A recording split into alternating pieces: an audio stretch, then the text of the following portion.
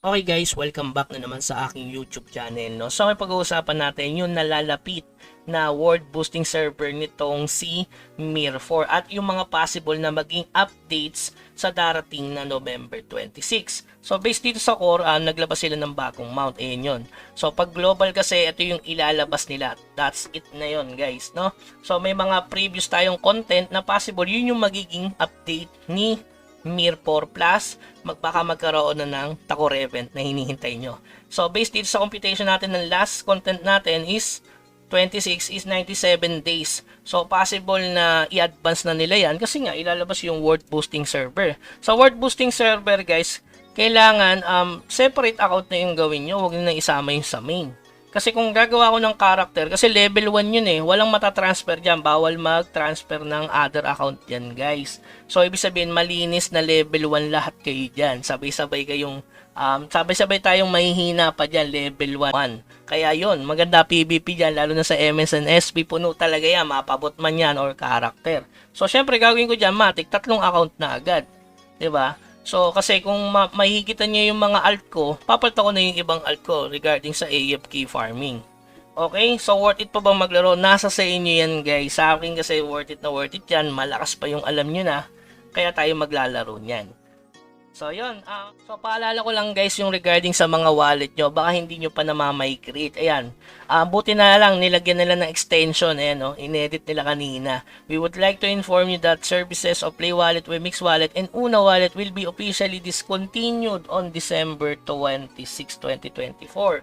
So, regarding sa mga wallet na hindi na ma-recover yung private key or recovery phrase, ayan sinabi na dito, if the application is deleted or installed without saving your private key or recovery phrase, it is impossible na for us to assist with the wallet recovery. Okay, so yun nakakalungkot guys, kung nakalimutan nyo yung recovery phrase nyo and end of the word na ba? Hindi, gawa na lang kayo ng bago guys. Talagang ganun, magiging lost Wemix na yan. Pangalawa, para hindi kayo ma-scamas guys, hindi na kayo pwedeng magbenta siguro sa character. Halimbawa, kapag na-bind na sa wallet yung NFT nyo or sabihin natin yung account nyo, yung recovery phrase kasi, hindi na yan mapapalitan.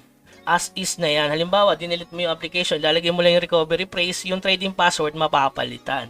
Kaya kung magbebenta ng account, make sure na hindi nakalink. Kasi kung once na nakalink na yan, GG kayo guys. Kasi pag alam ng seller, yung account na yon, pwede niyang i-claim ulit yung Wemix wallet na yun. Kung may laman yung Wemix wallet nyo, baka madali kayo doon. So, paalala lang guys, okay? So, regarding doon, bahala kayo dyan, pero ginawa nila yan para through NFT na lang talaga kayo magbenta. Or, pwede nyo i-send yung NFT sa wallet, diba? Pwede i-send yan ngayon. So, pwede yun, pero kailangan ng middleman doon. Okay? So, ayan, paalala lang ulit regarding sa Wemix wallet. Ang maganda kasi sa Wemix wallet, guys, pwede kayong manalo. So, second, dalawang beses na ako nanalo dito ng 10 play tokens. Ayan, kahapon nanalo ko, tsaka no November 7. So, magkano rin yun? 300 to 400 pesos kung sumali kayo sa event. Kino-content ko naman siya. So, kinontent ko siya noong October. So, dalawang beses na nanalo yung iba. So, pinopost ko din siya sa Discord. Ayan, meron tayong Discord. Pwede kayong sumali dyan. Ayan. Nagpi-PM naman ako guys yung regarding sa mga tanong nyo. So, pwede nyo PM. Tapos dito, pinopost din natin yan. Ayan, yung mga nanalo. Tapos, yung regarding dun sa content para makasali kayo sa Wemix Play. So, walang ano dyan, walang invites dyan guys. Sasali lang kayo mismo sa event ni Wemix Play, which is good yun. Okay? So, regarding naman dun sa new tokens, guys, kung napansin nyo lang guys, magtabi na kayo ng Dragon Steel. Kasi sa Dragon Steel, may nakita ako ditong nebula.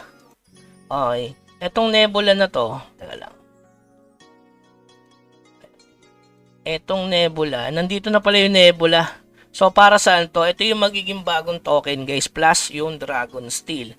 Alam niyo naman kapag merong isang nebula, tapos Dragon Steel pinagsama, magiging ang Red Septaria ata yun, tapos pwedeng maging token. Hindi ko alam eh. Pag abangan nyo na lang kung ano yung magiging mechanics niyan, baka mangyari ulit yung paikot technique na ginawa natin dati sa Septaria. Kaya handaan nyo lang yung Dragon Steel sa mga alt nyo. Baka naman, may mga Dragon Steel ba kayo? Baka ubus na Dragon Steel nyo guys, patay. May 2,297 tayo dito. Dito naman sa isa, ay meron tayong 2,746. So baka may pakinabang yang Dragon Steel na yan. Okay? So, yun yung magiging source ng paikot technique natin. Gagamitan natin ng nebula. Kung mas lamang, kapag bumili ka nito, magkano ba to? Kasi dito yung maraming nebula eh. Ayan. May Dragon Steel din, no? Kaya sila malugi dyan. Kasi pinagsama din nila sa bagay 200 lang, no? Sabi 10. Okay, so tingnan na lang natin kung lamang. Ako na bahala magtuos. Abang-abang na lang kayo sa content. Okay, so yun lamang guys. Paalala lang dapat 1:1. 1 account, 1 Gmail. Hindi pwedeng marami. Lagi nila kasi sinatanong nyo kung pwede ba yung isang Gmail, 2 account. Basta 1:1 yung gawin nyo guys para hindi kayo nalilito. Okay, so yun lamang guys. Keep grinding hanggang sa muli. Huwag kalimutan mag-subscribe sa ating channel. Paalam.